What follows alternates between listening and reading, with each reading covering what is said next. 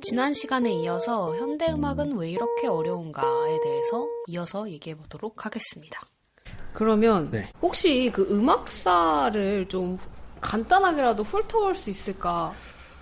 근데 이게 너무 큰 태스크라면 넘어가셔도 됩니다. 할 수 있어요. 약간 좀 그냥 아주 중요한 부분들만 지금 앞서서 지금 현대 음악이 너무 다양하게 나왔다고 하시긴 했지만 어떤 이렇게까지 뭔가 다양한 재료들을 실험을 하고 이런 시대까지 오기까지 뭔가 후기 낭만부터, 그러니까 우리 사람들이 보통 아는 후기 낭만부터 시작을 한다면 약간 그걸 거쳐서 이렇게 됐나? 그거 하나만 잡고 하시죠. 그러니까 그거를 얘기를 해보죠.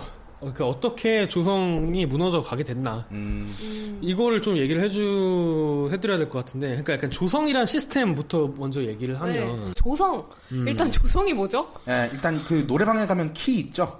그게 일단 가장 쉽게 설명할 수 있는 방법인 것 같아요. 조성, 맞네요. 일단 이거를 얘기를 하려면, 그러니까 사실. 막 음악학적으로 갈 필요 없고, 그냥 음악의 규칙 아닌가요? 음악의 규칙인데, 이걸 시작하려면 사실 조율법부터 얘기를 해야 되잖아. 근데 뭐.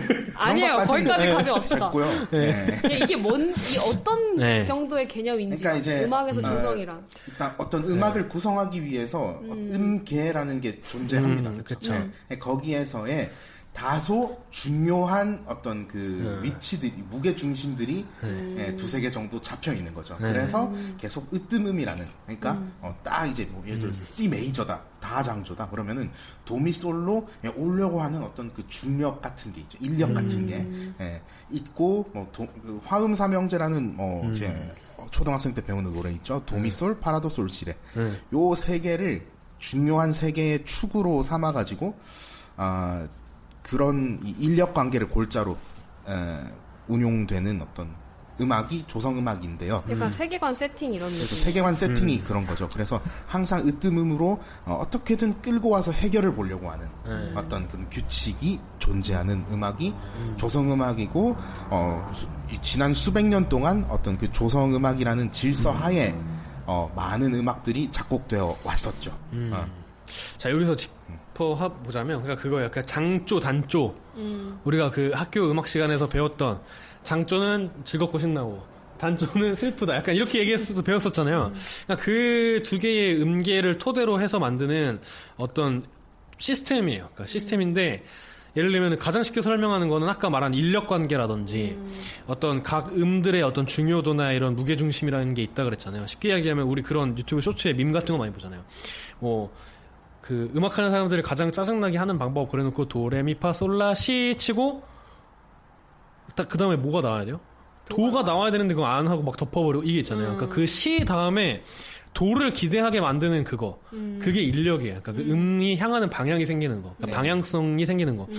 사실 이 원리 때문에 음악 안에 뭐가 생기냐면 기승전결이 생기고 클라이막스가 생기고 해소가 생기고 어떤 그런 우리가 여태까지 음악을 통해 들었던 감동들이 여기서 비롯돼서 나왔던 것이죠. 사실은 음악의 시스템 때문에 우리가 감동을 느꼈던 거예요. 그렇죠. 그래서 그게 몇백 년 동안 울고 먹어지고 사용되면서 발달해 온 거예요, 사실. 쉽게 말하면 뭐 바로크로 봐야겠죠. 그전에는 뭐 중세 르네상스 때는 음계나 이런 것보다 선법이나 뭐 이런 것들을 사용했으니까 바로크부터 시작해서 보통 우리가 낭만 후기로 지칭하는 그 낭만 시대까지 그 조성 음악 안에서의 난리를 쳤던 것이 그 조성 음악이다, 작곡가들이. 그래서 사실 우리가 그냥 요즘 세상에서도 TV를 틀어서 접하는 모든 음악은 다 조성 음악이라고 보시면 돼요, 그냥. 약간 기본적으로 인간이 듣기에 편안한 음악 이런 느낌일까요? 편해진 거죠. 편해진 거고 오랜 몇백 년의 시간 동안 인간들한테 어떻게 보면 학습이 된 거고 그리고 하나의 어떤 문화 코드로 자리 잡아왔었던 것이고 근데 아까 말씀드린 것처럼 바로크부터 해가지고 후기 낭만까지 이런 그 조성이라는 시스템이 시작되고 계속해서 발달돼 온 과정을 살펴보면 어느 시점부터는 얘네들이 붕괴의 조짐을 보이기를 시작을 해요. 그렇죠. 그러니까 으뜸음으로 돌아오는 거를 회피한다든지. 그렇죠. 이런 마이너한 시도들이 계속 겹치면서 이 시스템이 흔들리기 시작하는 거죠. 그래서 조성 음악이라 하면 예를 들면 C 메이저 조성이라고 하면 사실 그 C 메이저 안에서 쓸 수 있는 음의 개수나 그 빈도나 이런 것들은 상당히 제한적인 것이 원래였어요. 원래 초기 조성에서는. 근데 날이 갈수록 그 어떤 시스템의 그런 제약을 넘어서고 그 선을 넘고 뭔가 복잡성이 좀 더 이렇게 나오고 하는 시도들이 계속해서 나오게 되고, 작곡가들은 이제 조성이라는 것이 아까 인력 관계가 어느 정도 갈등을 만들고 해소를 하고 하는 것들이 물론 장점이지만 어떤 부분에서는 사람들로 하여금 예측하게 만드는 그런 것들도 있거든요. 그렇죠. 네, 그러니까 이제 작곡가들은 그런 예측을 벗어나고 싶어 하고, 그러니까 자꾸 비틀게 되고, 그래서 조성이란 시스템이 어느 순간부터는 계속해서 팽창하면서 커지다가 균열을 맞는 시점까지 가게 되는 거죠. 그렇죠. 더 이상 네. 팽창하지 못하고 이제 붕괴돼 버린 건가요? 네, 그렇죠. 그렇죠. 그렇게 이해하면 되나요? 예를 들면 그냥 빅뱅이 터졌어.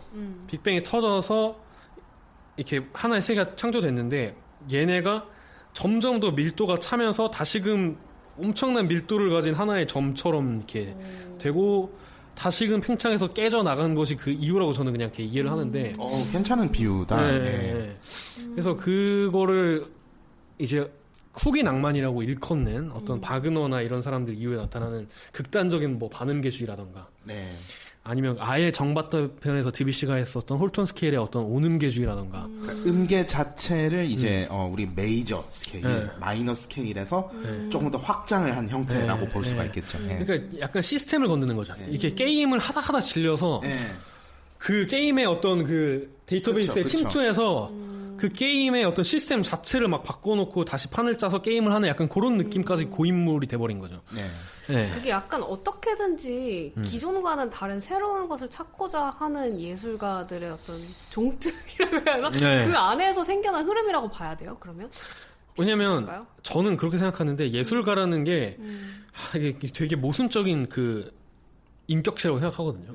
그러니까 남들과는 철저히 구분된 독창적이고 독립적인 인물이기를 원하면서 또 한편으로는 사람들한테 인정받기를 원하는 그런 굉장히 그 모순된 에너지가 있는 그런 존재들인데, 그러다 보니까 남들과 구분되기 위해서는 반드시 헤쳐나가야 될 과정이 나만의 아이덴티티를 갖는 거거든요, 사실. 그렇죠. 네, 근데 그런 아이덴티티를 확보하려면 아주 기똥차게 잘하거나, 아니면 이전에 없던 어떤 새로운 시도를 내가 해서 그 틀을 깨거나 약간 이런 식의 것들이 필요한 것 같아요, 제가 볼 때는.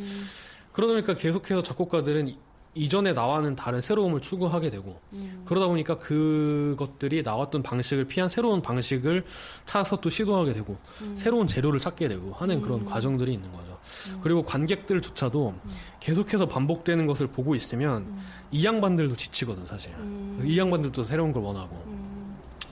그래서 뭐 이런 그 조성 시스템이 점점 균열이 나면서 깨지기 시작했는데, 이게 금이 가고 있고 이제 막 무너지려고 그래. 이제 이 금을 낸 인물들을 저는 뭐 대표적으로 드뷔시 아까 말했던 뭐 바그너, 아니면은 뭐 저기 스크랴빈 뭐 이런 사람들이겠죠. 근데 이 금 가서 깨질랑 말랑 하는 이거를 망치를 가서 깨부순 사람이 있어요. 그게 쇤베르크입니다. 제가 볼 때는. 쇤베르크와 이제 전쟁의 여파가 있었죠. 전쟁의 여파가 있었죠. 그래서 그 자유무조 시대라는 것이 생겨요. 그러니까 뭐 쇤베르크 초창기 작품 같은 것들을 보면, 그러니까 쉽게 말하면 표현주의라는 워딩이 막 등장하죠. 네. 네. 그래서 그때는 그 불협화라고 여겨졌던 소리들을 의도적으로 더 쓰고 막 적극적으로 사용하고, 어떤 규칙이나 이런 것보다 매이기보다는 자기가 표현하고 싶은 것들을 그대로 드러내면서 표현하는 그런 식의 자유무조가 있었던 반면에, 이제 쇤베르크는 좀 더 이제 원자 단위에서 그거를 다 깨부수고 싶었던 거죠. 그래서 툴로 가지고 나온 게 이제 12음 기법이다. 12음 기법은 아까 말한 사이사이의 인력 관계를 완전히 다 철저하게 다 끊는. 그러니까 네. 기존에 있던 그 조성이랑 체계랑 전혀 다른 체계를 들고 갔다. 이렇게 이해하면 되나요? 그렇게 그렇죠. 볼 수 있죠. 네. 그렇죠. 새로운 약간 우주를 들고 온 거네요. 이런 세계감도 있다. 이러면서. 네. 그래서 쇤베르크가 그거 12음 기법을 처음에 들고 나왔을 때 되게 득이양양했었어요. 그렇죠. 네. 100년간 이게 뭐 음악의 역사를 지배할 거다. 맞아요. 그랬는데. 독일 음악계를 100년 이상 이게 먹여 살릴 거다 했는데 50년도 못 갔죠, 사실. 그렇죠. 그 이유는 뭐예요? 그 이후에는 이제 음열이 12음 기법이라는 것이 이제 나오고 나서 쇤베르크가 그런 것들로 곡을 많이 써요. 쓰는데 사실상 그 시스템은 12음이라는 걸 가져왔는데, 사실 음악의 형태를 뜯어보면 그 전에 쓰던 음악의 형태랑 크게 다르진 않거든요. 슈토카우젠, 뭐 블레즈라는 메시앙의 그 제자들, 를 통해서 전기가 잠깐 이렇게 반짝대다가 그것도 이제 오래 못 가고 이제 없어지게 되고 이제 이런 것들이 모더니즘의 이런 것들이 다 끝나고 나서는 그 다음에 우리가 어떻게 보면 지금 살고 있다고 볼 수 있는 포스트 모더니즘의 시대로 이제 가는 거죠. 예. 그렇죠. 네, 그렇게 하면서 이제 이거 뭐 이전의 것들을 밴하는 것만이 능사가 아니다라는 의견이 대두되면서 이제 정말 걷잡을 수 없이 이제 복합적인 흐름들이 가느다란 지류로 분화되기 시작하는 거죠. 네, 그렇죠. 네. 그래서 사실 그런 식으로 해서 이제 조성음악이 붕괴되고 어떤 무초음악, 12음 기법 이렇게 하면서 소리들, 재료들이 또 안으로 또 많이 들어오게 되고 하면서 음악의 형태는 이전 시대와는 달리 완전하게 그 개혁적인 방향으로 이렇게 갔다가 그 다음에 이제는 그 오늘날의 시대에 맞게끔 좀 더 약간 그 이전에는 손대지 않았던 어떤 민족적인 그런 사운드에도 손을 대기 시작하고 그러니까 문화권도 좀 다양해지고 이렇게 하면서 완전히 더 많은 그 세계들이 펼쳐지게 된 거예요. 그래서 포스트 모더니즘에서의 음악들이 사실은 그 샘베르크 이후에 그 모더니즘 그때의 음악보다 오히려 듣기가 쉽죠. 그렇죠. 훨씬 말랑말랑한 어프로치들이 많으니까요. 그래서 오히려 적극적으로 조성적 원리를 사용하는 그런 작곡가도 있고 물론 이전처럼 노골적으로 이렇게 쓰지는 않지만 그래서 오히려 모더니즘을 건너뛰고 포스트 모더니즘 쪽의 음악들을 시도해보는 게 입문에서는 오히려 나을 수도 있어요. 훨씬 낫죠. 훨씬 낫죠. 그러니까 처음에 딱 그 변화가 일어나기 시작한 시점이 가장 어려운 상태였다. 그렇죠. 이렇게 볼 수 있겠네요. 아주 혹독했죠, 진짜. 그러니까 그때 당시에는 이제 그 작곡가들이 전후고 이러다 보니까 인간의 감정이나 이런 것들에 대한 극도의 회의와 경계, 의구심을 품고 이성이라는 그거에 굉장히 집착하는 이성과 논리 이것이 진정한 미다 이렇게 규정하고 음악 자체도 어떤 우리가 그 후기 낭만에서 느끼는 엄청난 그 감정적 카타르시스와 약간 이런 거에서 찾기보다도 그렇죠. 논리와 이성에 의해 철저하게 계획되고 구성된 그 자체에 좀 주목하는 경우가 많아서 그래서 어려운 것 같아요. 그러니까 사람들은 음악을 들으면서 그런 카타르시스나 해방, 어떤 그 감정적 해방이나 이런 거를 기대하면서 딱 듣는데 얘네들이 말하고 있는 건 또 전혀 다른 거니까. 그래서 그런 데서 어려움이 오는 거죠. 그러면 그 시점부터 약간 대중과 멀어지기 시작했다. 이렇게 볼 수도 있을까요? 그렇죠. 어느 정도. 그러니까 사실 그래도 후기 낭만 때까지는 그래도 동시대 사람들이 음악회에 돈 주고 많이 갔는데. 근데 사실 샘베르크 때 뭐 그 동시대 사람들이 어떻게 생각했나요? 근데 이게 그 후기 낭만 시대의 음악들이 그렇게 막 우리가 상상하는 것만큼의 대중성을 띄었냐? 그렇지는 않죠. 그렇지도 않아요, 솔직히 말하면. 그러니까 그 대중문화라는 포션이 커진 게 얼마 안 됐어요. 막 그 콘서트에서 수만 명의 사람들이 막 열광하고 막 너도 나도 막 이렇게 듣고 이런 것들이 아니라 예술은 그때 당시에도 사실 소수의 사람들이 향유하던 것들이었고 막 저잣거리에 있는 모든 사람들이 막 다 알고 약간 이런 개념은 또 아니었기 때문에 그렇죠. 그리고 그때쯤 되면은 또 엔터테이닝한 음악들의 필드가 또 생겨버려서 맞아. 걔네들이 이제 우리가 즐거움을 담당할게 이렇게 해버렸기 때문에 우리는 뭐 우리 그냥 마음대로 하자. 이렇게 돼버린 것도 사실 크죠. 분업이 이루어지기 시작한 그렇죠. 그러니까 대중문화라는 것이 엄청나게 포션을 키우고 그걸 대중들을 장악하게 됨에 따라서 오히려 그 어떤 순수의 예술을 지향하던 사람들은 더 그런 쪽으로 파고들었던 것 같아요. 그렇죠. 그래서 샘베르크는 아예 본인이 그렇게 직접 얘기를 했었어요. 나는 철저한 그 작가주의로 가겠다라는 식의 뉘앙스의 말을 본인이 직접 이렇게 하기도 하고 뭐 그에 반대되는 말을 하는 작곡가들도 후대에 뭐 있긴 하지만 뭐 그런 식으로 해서 이렇게 노선이 좀 달라진 거죠. 어느 정도 이 정도면 사실 다들 납득을 하실 것 같아요. 이 정도까지만 해도. 그렇죠. 더 파고들면. 근데 사실 설명이 상당히 잘 됐네. 설명이 그러니까. 잘 됐네, 진짜. 아니 원래 이게 가다가 막혀야 되거든. 막힘없이 잘 왔는데요? 원래 이게 설명이 되면 안 되는 거거든 이게. 이렇게 여차저차 됐네. 우리끼리만 된 걸 수도 있는데. 뭐 그렇습니다. 그 정도를 일단 이해를 하면 된다. 그래서 여기까지 왔다. 그렇죠. 그럼 혹시 네. 그 두 분은 다른 분야의 현대 예술을 보기도 하나요? 미술관 같은데 가면은 예, 이제 친구 따라서 이제 종종 갈 때가 있는데 현대 미술. 거기는 뭐 엄청 최첨단이더만요. 예. 기술적으로요? 기술적으로도 그렇고 매체 자체도 그렇고 약간 펼쳐져 나가는 양상이 굉장히 훅훅 뛰더라고요. 급진적인 어떤 그렇게 느끼셨어요? 표현법 자체에 있어서 굉장히 흥미로운 진전을 보이고 있지 않나 라는 게 좀 가장 먼저 다가왔고 그러니까 음악보다 좀 더 그런 것 같으세요? 그렇죠. 현대 왜냐하면 미술이나 이런 게. 눈에 보이잖아요. 그렇기 때문에 훨씬 더 뭔가 이제 사고에 도약이 심한 걸 이제 해놔도 눈으로 보이기 때문에 조금 이해하는데 훨씬 가깝죠, 사실. 저도 미술은 자주 보러 가요. 그러니까 저는 뭐 음악처럼 막 공부해서 보지는 않는데 그냥 아까 상빈 씨가 말씀하신 것처럼 그냥 하나의 체험 경험이라고 생각하고 그냥 가서 부딪혀서 보는데 그것도 자주 보러 가니까 어느 정도 이제 약간 어느 정도 캐치되는 것도 있고 해서 재밌긴 한데 약간 그런 것 같아요. 그 미술의 최대 장점은 그건 것 같아요. 감상의 시간을 감상자가 정할 수 있다. 그쵸. 맞아요. 그리고 신체적 구속이 없다.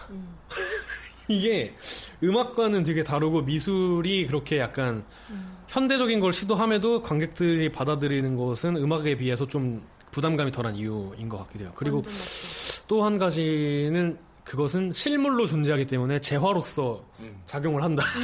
이게 맞아요. 그 자본주의라는 그 체제 안에서 너무 유리한 지점인 거죠, 사실. 맞아요. 그쵸. 그러니까 방금 선우님 말씀하신 것처럼 미술은 좀 음악이나 특히 무용, 뭐 음악 무용 같이 이렇게 공연 예술 분야랑은 완전 다른 매체라고 생각해서 똑같이 좀 전위적인 걸 해도 훨씬 다른 것 같아요. 대중들 입장에서는 그 진입 장벽이 훨씬 낮은 것 같아요.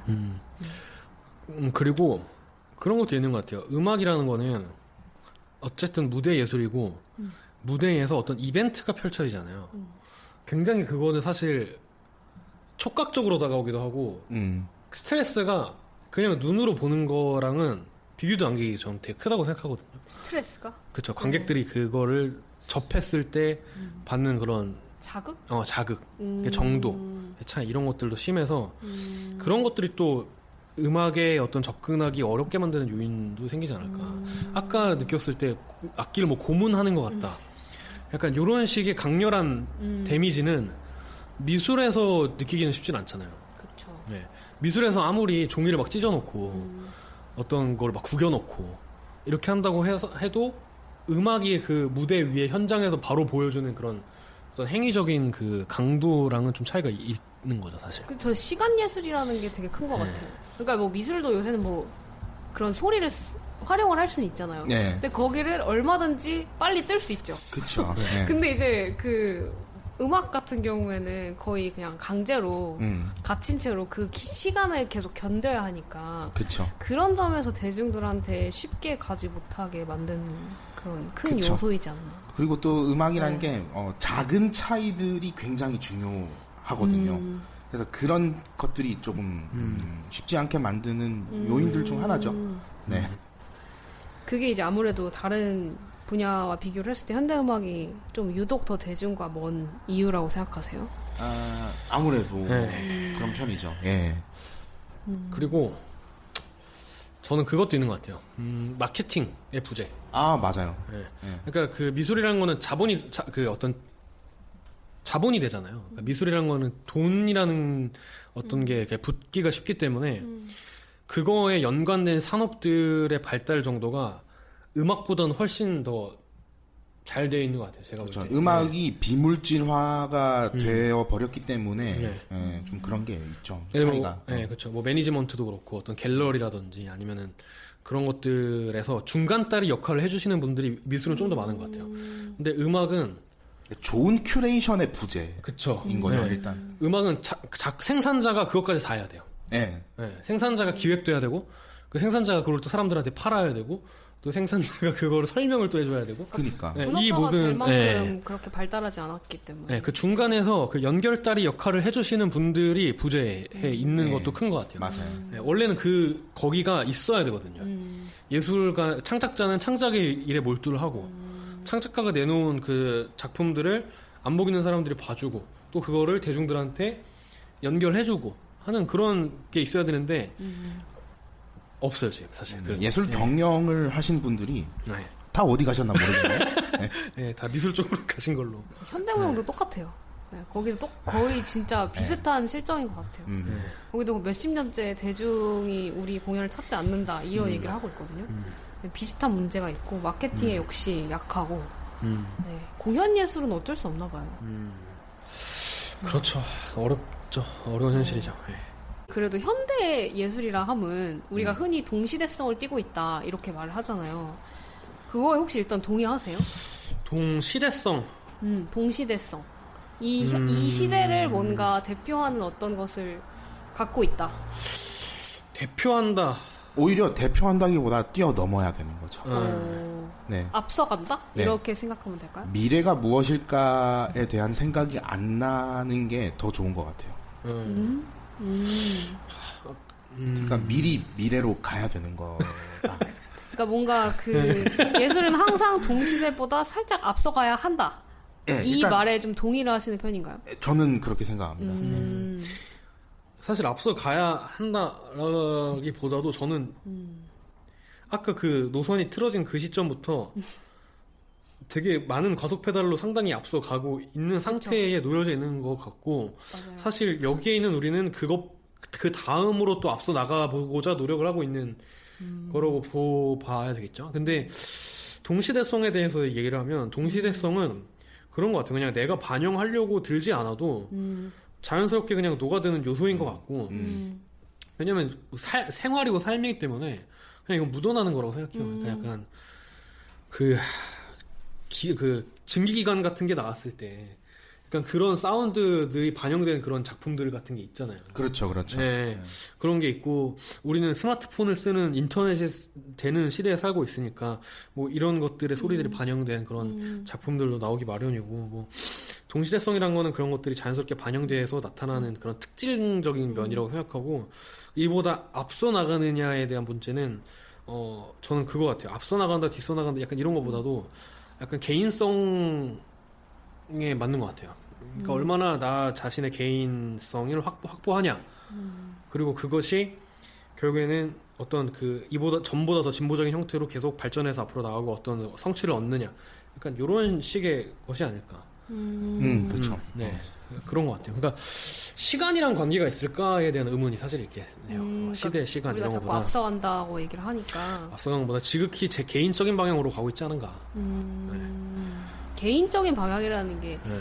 내가 하고 싶은 예술이 뭔가를 더 깊이 파고드는 그런 방향성을 그렇죠. 말씀하시는 내 세계를 만드는 일인 거죠.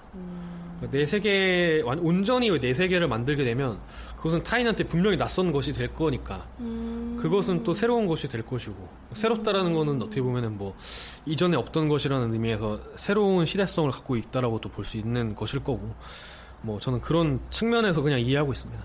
네. 근데 왜 내 안을 더 파고들면 파고들수록 어쩌다가 그렇게 새로운 것이 나올 수 있는 걸까요? 왜 어떤 식으로 그렇게 될 수 있는 거예요? 이게 새롭다라는 말이 참 그러니까 지극히 개인적인 것은 저는 그 낯섦 타인에게 낯섦을 준다라는 것에서 그게 새로움의 그 개념이랑 연결된다고 생각해요. 저는 개인적으로. 네. 그렇죠. 네. 그러니까 이전에 없던 게 만들어져서 새롭다가 아니라 그러니까 내 거는 어쨌든 간에 타인한테 항상 낯설일 거 아니에요. 근데 그 낯설미 저는 그냥 새로움이라고 그냥 받아들이고 있어요. 지금은. 왜냐하면 너무 많은 게 나왔고 이전에 없던 새로운 거는 저는 없다고 생각하기 때문에. 사실 그런 시대가 돼버렸죠. 네.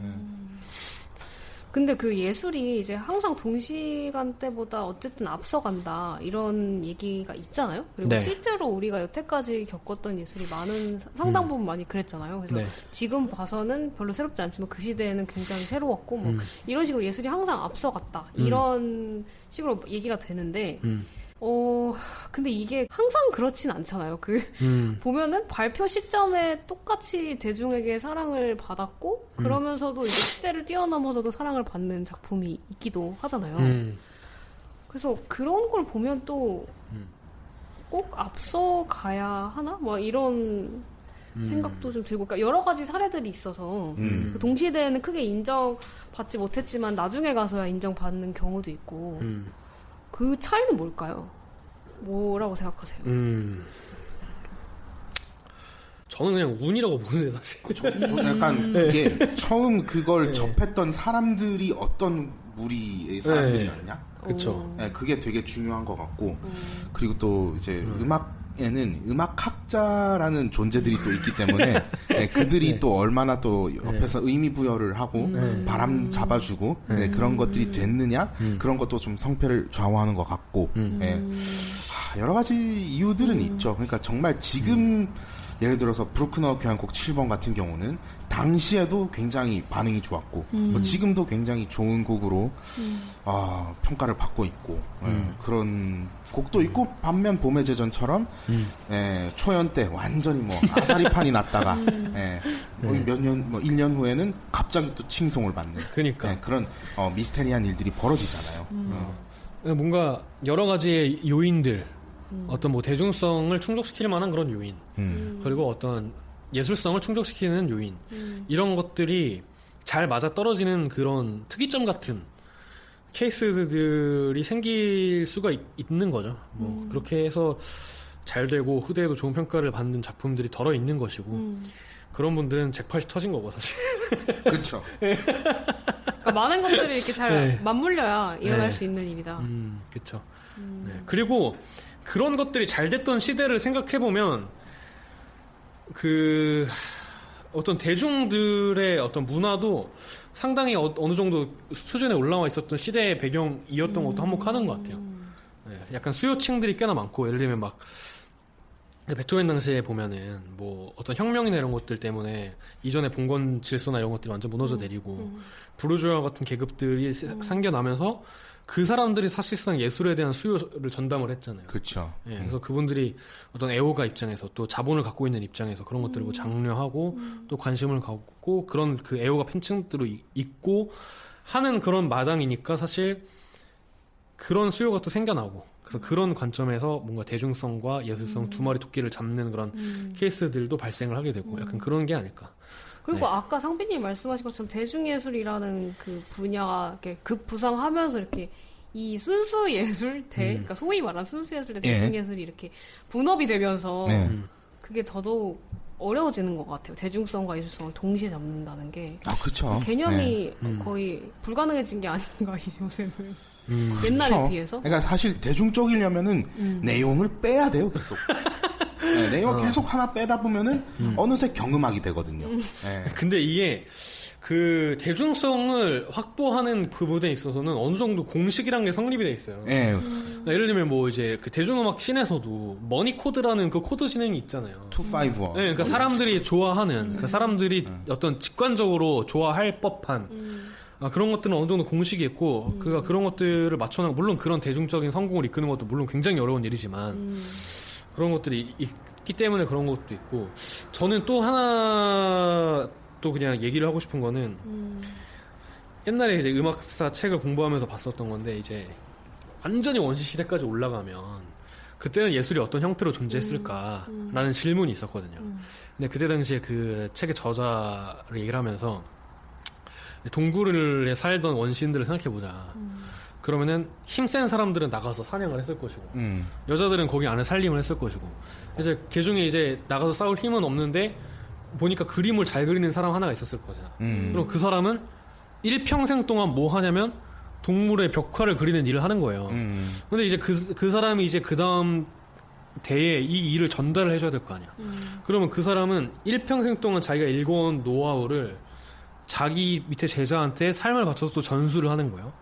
그러면 이런 식으로 해서 예술이라는 것이 계속해서 전승되면서 이런 것들이 누적되면서 어떤 씬을 이루어왔다고 한다면, 그 소위 천재라고 불리웠던 기능적으로 매우 탁월한 사람들이 자신의 일평생을 투자해서 배우고 습득한 것을 그 다음 사람들한테 또 전달하고 하는 과정의 결과물을 그냥 평범한 삶을 살아가고 있는 어떤 일반인 한 사람이 연주회장 가서 가볍게 한번 딱 듣는 정도로 그게 캐치가 된다면 그게 오히려 이상한 게 아닐까 라는 질문을 던진 것도 있거든요. 네. 그러니까 그런 점에서 어떤 이 예술의 발전이나 어떤 예술의 그 진행의 가속도가 붙는 그게 일반인들이 따라가는 그 속도를 어느샌가는 너무 많이 추월해버린 네. 그런 상태가 돼서 그런 것도 있지 않을까. 가속되면서. 그렇죠. 왜냐면 예술가들은 자기 생을 걸고 그걸 하는 거니까. 네. 그냥 범인일지라도 인생을 걸어서 한 가지를 계속하면 어느 정도 경지에 이를 텐데. 그럼요. 그래서 네. 이제 이렇게 더 훨씬 더 앞서갔다. 그러니까 뭐 앞서갔다는 표현이 좀 잘못됐을 수도 있겠지만 아무튼 이렇게 멀어져 버렸다. 네, 그렇게 갭이 생긴 거죠. 근데 제 생각엔 이런 갭이 지금까지는 계속 벌어져 왔다면 사실 인터넷이나 이런 것들이 그래도 생기고 정보의 데이터베이스가 좀 더 이렇게 알차지고 누구나 접근할 수 있는 배경이 생기면서 네. 이제는 맘먹으면 그래도 따라갈 수 있지 않나? 따라갈 수 있고 네. 또 이런 팟캐스트 같은 좀 네. 양질의 컨텐츠가 이제 좀 많이 만들어졌으면 좋겠어요. 저는. 네. 네. 네. 그래야 이제 좀 간극을 좁힐 수가 있는 아주 그러니까 좋은 기회가 되죠. 선생님 방금 말씀하시는 거 들으면서 또 들었던 의문은 네. 그러니까 대중들은 아직도 조성음악이 주는 네. 안온함에 네. 많이 네. 멈춰있다는 생각이 드는 거지. 거예요. 그러니까 멈춰있든 아니든 아무튼 네. 그 안에 우리는 여전히 여기서만 안온함을 느끼고 있는데 네. 사실 현대음악이 그러니까 음악사가 그 조성을 탈피한 지가 되게 오래된 거에 비해 대중은 아직도 여기 있나? 약간 이런 생각이 저는 드는 거죠. 전 개인적으로 이 한국에 존재하는 이제 많은 연주자들과 기획자들의 잘못도 있다. 너무 노출을 안 시켰다. 너무 노출 안 시키고 사실 베를린 필하모닉 지금 프로그램하고 서울시향 프로그램하고 비교해 보십시오. 물론 이제 1대1로 뭐 비교를 한다는 게 좀 말이 안 되는 규모긴 한데요. 그래도 이제 이제 최전선에서 이 오케스트라 씬의 최전선에 있는 그들의 어떤 기획이나 어떤 방향성이 어떤지를 조금 참고를 했으면 좋겠어요. 어떤 제한된 예산 안에서도 충분히 보여줄 수 있는 것들이 많거든요.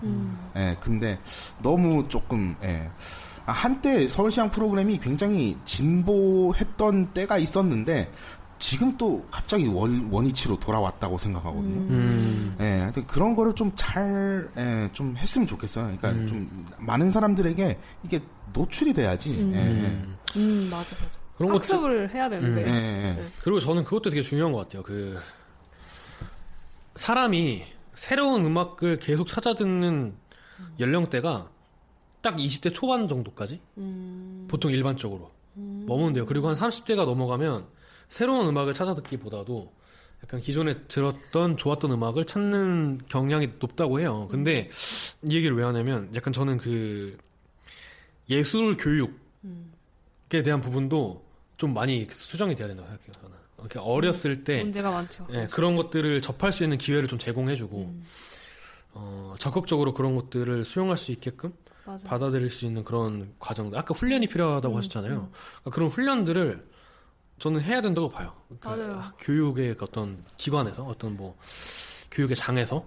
근데 그런 것들이 너무 부재하니까 나중에 대해서 관심 생겨도 혼자 찾아보려고 그러면 힘든 거지. 맞아. 그러니까 어렸을 때 좀 그런 예술 안에서 내가 스스로 질문하고 스스로의 답을 찾는 거를 좀 훈련을 해주면 정말 좋을 것 같아요. 두 분 아시겠지만 우리 학창 시절 때는 예체능 시간은 사실 그냥 자습 시간이었잖아요. 공 던져주고 놀아라. 아니면 시험은 다 외우는 거였죠. 외우고. 수능 얼마 안 남았으니까 자습 줄게 자습해라. 학기 말에 갑자기 사운드 오브 뮤직 틀어주고 스쿨 오브 락 틀어주고. 그쵸.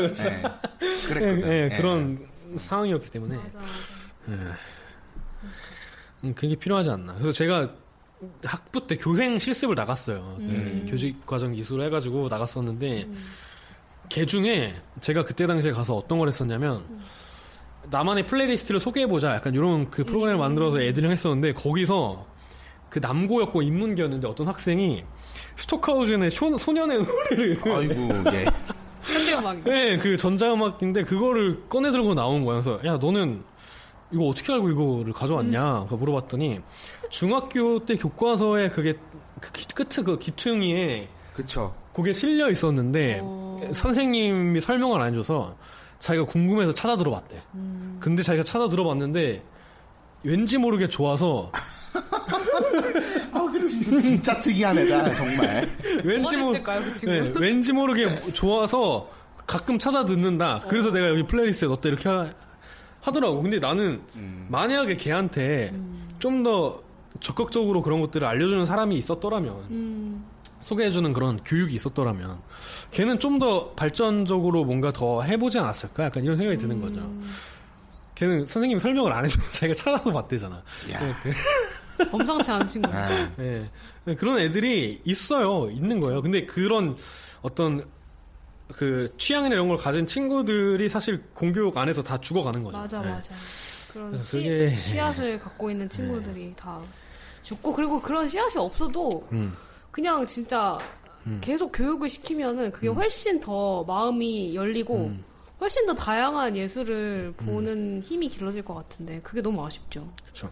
그래서 이게 언제나 교육의 문제로 항상 얘기가 되는 것 같은데. 자, 그러면 두 분 이제 작곡가시니까 작곡가로서 대중은 어떤 존재예요?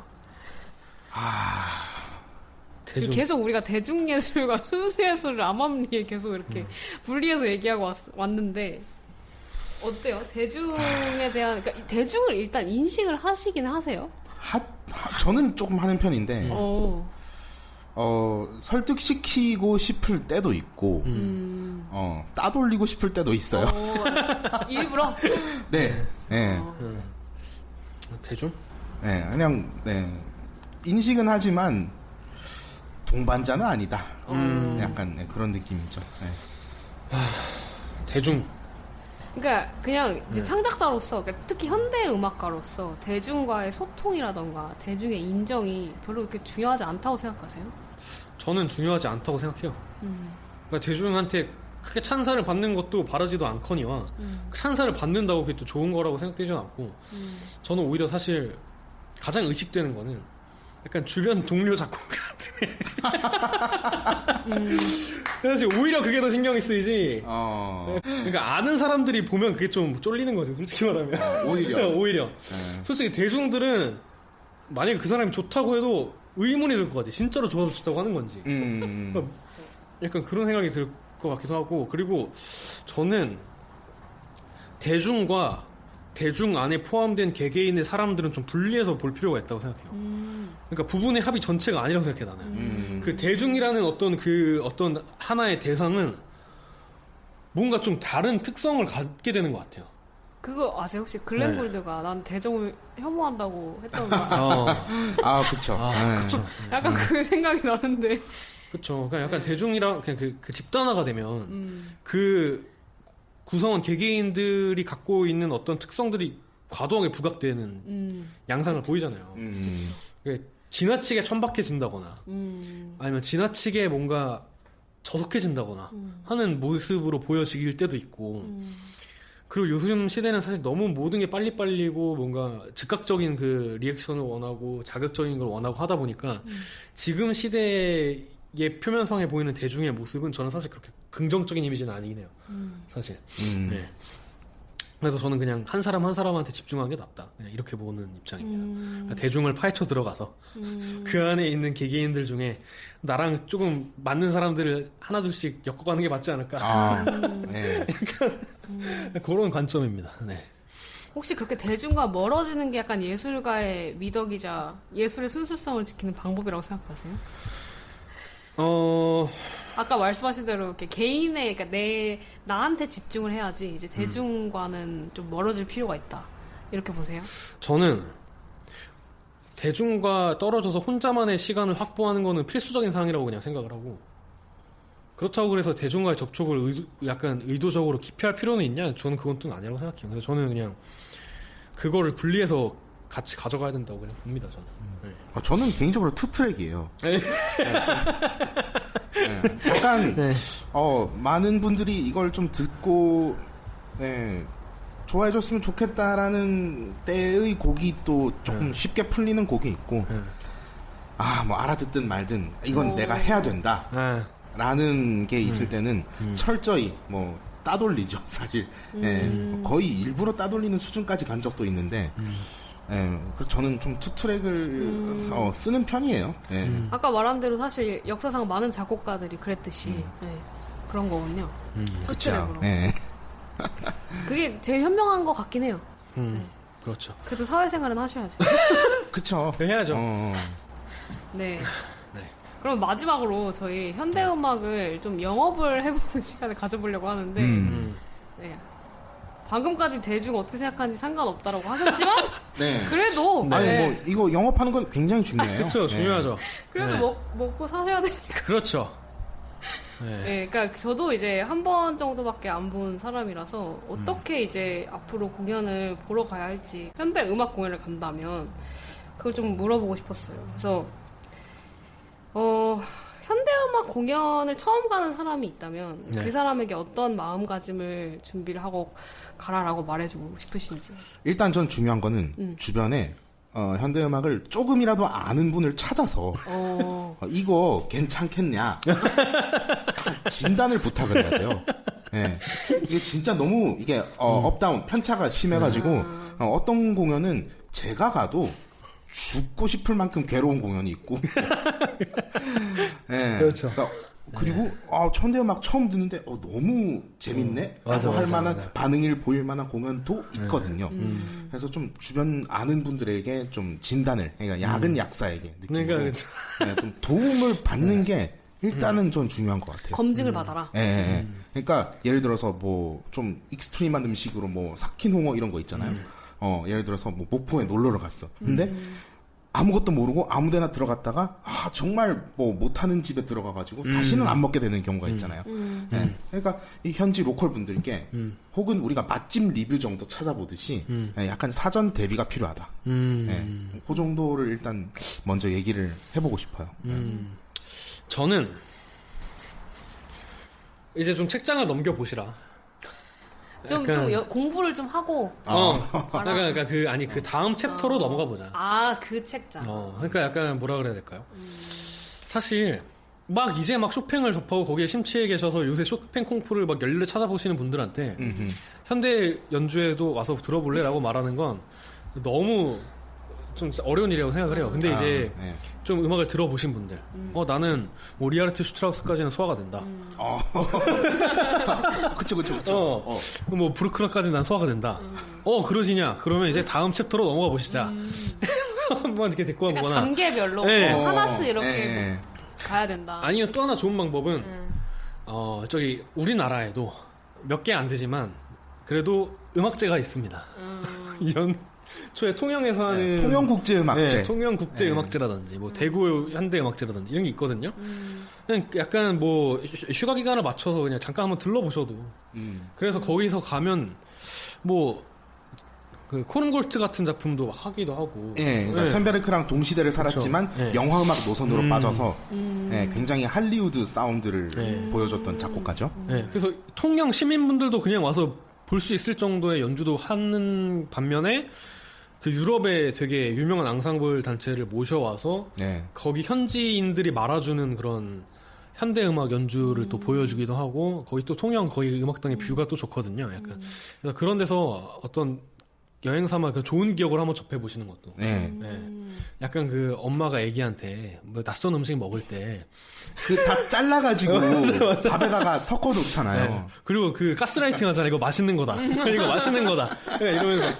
그래서 약간 그 좋은 그 뷰와 좋은 맛있는 음식과 이런 것들과 연관지어서 현대음악의 어떤 첫 경험을 만들면 긍정적으로 각인될 수가 있어. 그렇죠. 맞아요. 근데 사실 공연 경험 자체가, 공연 경험이라는 게 그 앞뒤 경험도 되게 중요하거든요. 그쵸.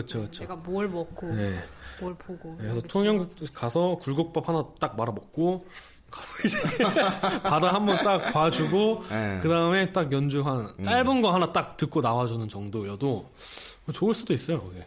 근데 그럼 막상 이제 공연에 그래서 들어가서 들을 때 어떻게 들으면 좋을까요? 그러니까 뭐 그런 감상법 같은 게 있을까요? 그러니까 예를 들어 우리가 조성음악 같은 경우는 네.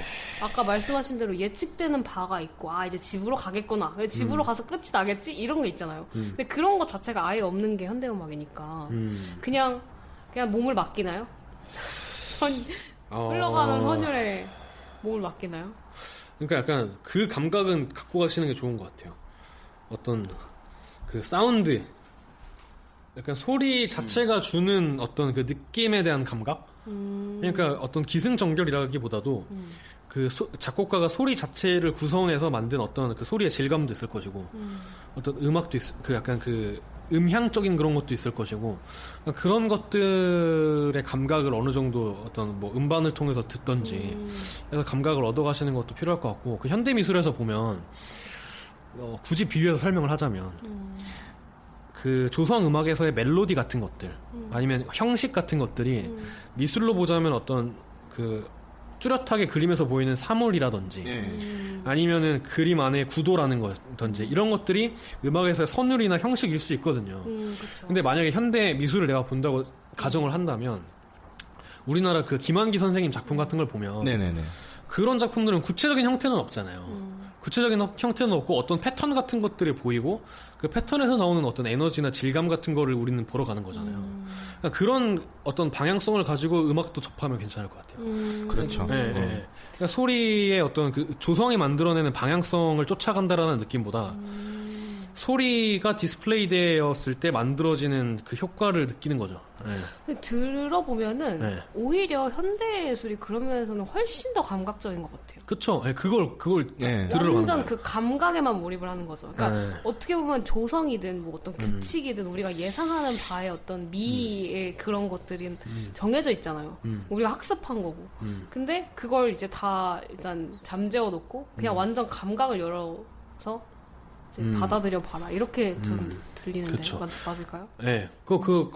그렇게 접근하셔도 되고 그러니까 저는 되게 비추하는 거는 약간 상상하면서 들어보라는 식의 권유를 많이 해요. 그건 좀 아니에요. 네, 네. 진짜 무슨 이 소리는 무슨 바람 소리 같죠? 이 소리는 무슨 파도 소리 같죠? 전혀 맥락과 상관없는 거거든요, 네네네. 사실. 그러니까 그런 것들은 최대한 배제하시고, 진짜 그 현대미술관을 가보신 경험이 있으신 분들이라면, 그 귀로 듣는 현대미술 작품이라고 한번 생각을 해보시고, 그 소리들을 작곡가들이 어떻게 디스플레이를 이렇게 시공간에 배치를 해서 어떤 효과를 나는 지금 얻고 있는가, 어떤 그 감각적인 그런 경험을 지금 체험하고 있는가, 이런 거에 포커스를 맞춰서 들어보면 좋을 것 같아요. 네. 그래서 그런 감각을 좀 기르는 시간들이 필요하지 않을까, 그렇게 생각합니다. 그러니까 음향 효과라고 생각하고. 네, 그렇게 가셔도 상관없어요. 맞아요. 그렇죠. 음향 효과들이 결국 모여서 뭔가 말을 할 겁니다. 네. 그럼 혹시 현대 음악 씬에서 반대로 대중한테 가까워지기 위해서 할 수 있는 노력은 없을까요? 아까 말했던 대로 좋은 큐레이션입니다. 큐레이션이라는 게 마케팅적인 측면을 마케팅도 마케팅이지만 한 공연을 좀 의미 있게 좀 이렇게 꾸렸으면 좋겠다. 서사를 좀 만든다든지 아니면 서사까지는 아니어도 맥락을 좀 그렇죠. 맞춰서 구성을 한다는 거죠, 프로그램을. 네.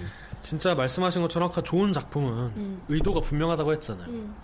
그러니까 연주회라는 하나의 그 상품도 작품이라고 생각하고 그렇죠. 분명한 의도와 목적을 가지고 기획 단계부터 이제 시작을 해서 좋은 상품으로 만들어서 일단 꺼내놓는 것부터가 시작일 거고 그리고 그런 것들을 잘 설명해 줄 수 있는 중간층이 또 있으면 더 할 나위가 없겠죠. 네.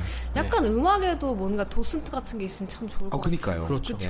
그래서 옛날에 그 번스타인 같은 사람이 그러니까요. 해설이 있는 음악이 그렇죠. 청소년 맞아. 음악회. 현대음악에 번스타인이 나와야 되는데. 그냥 그런 걸 그런 거 해볼까 고민도 돼요 사실.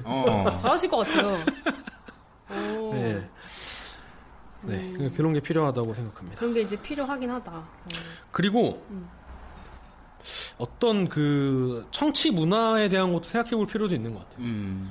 그러니까 그냥 기성에서 하는 것처럼 연주회장의 그런 딱딱한 분위기 속에서 그렇게 딱 앉아가지고 가는 것도 물론 되게 좋은 방법이긴 한데 그런 게 안 어울리는 네. 곡들도 있고. 맞아요. 그런 것들로 체험을 시켜주는 거죠. 저기 흑석에 가면 그 중력장이라는 그 공연장 같은 게 있거든요. 그러니까 굉장히 소규모 공연장인데 그런 데 가면 이제 연주자의 그 숨소리 같은 것들도 다 들릴 정도의 네. 가까운 데서 한단 말이에요. 근데 거기서 듣는 거랑 예술의 전당 IBK 홀이나 이런 데서 듣는 거랑은 완전 다른 경험일 거란 말이죠. 아까 말한 것처럼 미술은 어떤 감상시에 신체적 자유가 허락되니까 감상자가 편한 것도 있잖아요. 그러니까 그 음악도 사실 그런 거를 좀 오픈해주는 거죠. 그런 식으로 하는 것도 방법이 아닐까. 감상 방법이나 이제 그 네. 환경 자체를 좀 바꿔보는 것도 방법이다. 네. 그쵸. 약간 이벤트성이겠지만. 그쵸. 그게 완전 정규적인 음악 감상 문화처럼 될 수는 없겠지만. 근데 그 정도까지는 대중에게 좀 다가가 볼 수 있지 않을까. 그쵸. 왜냐면 옛날에, 자꾸 옛날이란 말을 반복하는데, 과거에 그, 쇼팽 하고 리스트가 활동했던 그 세대는 살롱이 그 주 무대였잖아요. 그럼요. 예. 사교계였거든요, 사실. 근데 솔직히 말하면 거기에 음악을 들으러 간 사람들도 있겠지만 그냥 어떤 연인 한번 맺어보려고 거기 간 사람도 분명 있었을 거란 말이죠. 근데 그렇게 해서 왔는데 가보니까 음악이 좋아서 거기 빠진 사람도 분명 있을 것이고 저는 약간 좀 캐주얼한 그런 장도 많이 있으면 좋을 것 같다. 그니까요. 네, 그런 생각을 듣다 보니까 합니다. 진짜 좋은 것 같아요. 네. 그런 식으로 접할 수 있으면. 그리고 뭐 작곡가도 사실 저희랑 이렇게 직접 대화를 해보시니까 재밌으시잖아요. 네. 그렇죠?